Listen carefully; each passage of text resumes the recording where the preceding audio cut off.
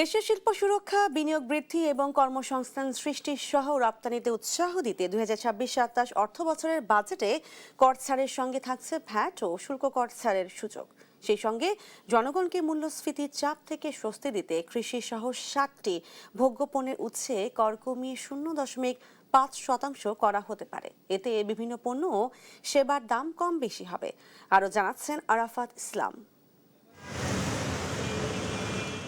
2026-27 অর্থবছরের বাজেটে দেশীয় শিল্প সুরক্ষায় বড় ধরনের কর ছাড় ও শুল্ক সুবিধা দেওয়ার পরিকল্পনা করছে সরকার। এর ফলে দেশে উৎপাদিত অনেক পণ্যের দাম কমতে পারে, আবার আমদানি নির্ভর কিছু পণ্যের দাম বাড়বে। লাগামহীন মূল্যস্ফীতির চাপে দিশেহারা ভোক্তাদের কিছুটা স্বস্তি দিতে বাজেটে কৃষি সহ 60টি ভোগ্য পণ্যের উৎসে কর কমিয়ে 0.5% করতে যাচ্ছে সরকার। এতে ধান, চাল, গম ও ভোজ্য তেল সহ বেশ কিছু নিত্য পণ্যের দাম কমতে পারে। বৈশ্বিক জ্বালানি বাজারের অস্থিরতার কারণে নতুন অর্থবছরের শুল্ক ছাড়ের বড় অংশ নবায়নযোগ্য জ্বালানি খাতে দেয়া হতে পারে। এজন্য সৌর বিদ্যুৎ ও বৈদ্যুতিক গাড়ি খাতে বড় ধরনের কর ছাড় ও প্রণোদনা দেওয়ার পরিকল্পনা করছে সরকার। এতে কমতে পারে ইলেকট্রিক গাড়ি ও ই-বাইকের দাম। দেশীয় ইলেকট্রনিক্স পণ্যের বাজার সম্প্রসারণে বাজেটে কর ছাড় সুবিধা 2030 থেকে 2035 সাল পর্যন্ত বাড়ানো হতে পারে। এতে কমতে পারে টিভি, ফ্রিজ, এসি সহ দেশে উৎপাদিত ইলেকট্রনিক্স পণ্যের দাম। এছাড়া দেশে তৈরি ল্যাপটপ, কম্পিউটার, মনিটর সহ মোবাইল ফোনের দাম কমতে পারে।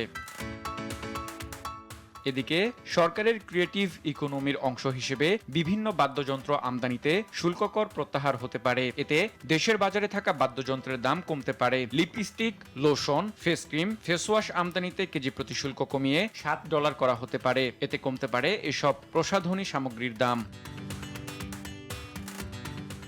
আমদানি করা শিশু খাদ্যের দামও কমতে পারে। স্বর্ণ বিক্রিতে 5% ভ্যাট কমিয়ে 2500 টাকা নির্ধারণ করা হতে পারে। মোবাইল সিমের 300 টাকা কর বাতিল হতে পারে। এছাড়া কিডনি ডায়ালাইসিস ফিল্টার আমদানিতে 5% আগাম কর প্রত্যাহার হতে পারে। সেই সঙ্গে কন্টেন্ট ক্রিয়েটরদের সব ধরনের ভ্যাট এবং কর প্রত্যাহার করা হতে পারে।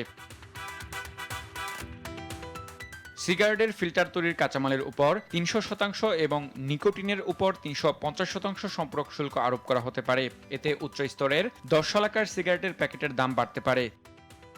এছাড়া দাম বাড়ার ক্ষেত্রে কাজু বাদাম আমদানিতে শুল্ক হার 5% থেকে বাড়িয়ে 25% করা হতে পারে। উচ্চ মূল্যের হিমায়িত মাছ আমদানির উপর 15% মূল্য সংযোজন কর আরোপ করা হতে পারে। পাশাপাশি রড সহ স্টিল পণ্যের ভ্যাট 150 থেকে 350 টাকা বাড়তে পারে। নতুন অর্থবছরের বাজেটে প্রান্তিক করদাতাদের যথাসম্ভব করের চাপ কমাতে পরিকল্পনা করছে জাতীয় রাজস্ব বোর্ড এনবিআর। এছাড়া ব্যবসায়ীদের জন্য কর ছাড়ের পাশাপাশি ভ্যাট ও আমদানি শুল্ক কর ছাড়ের মতন সুযোগ থাকছে। সব মিলিয়ে বিনিয়োগ ও কর্মসংস্থান বাড়াতে সরকারের এসব পদক্ষেপ কতটুকু সুফল বয়ে আনে সেটি এখন দেখার বিষয়। আরাফাত ইসলাম, দেশ টিভি, ঢাকা।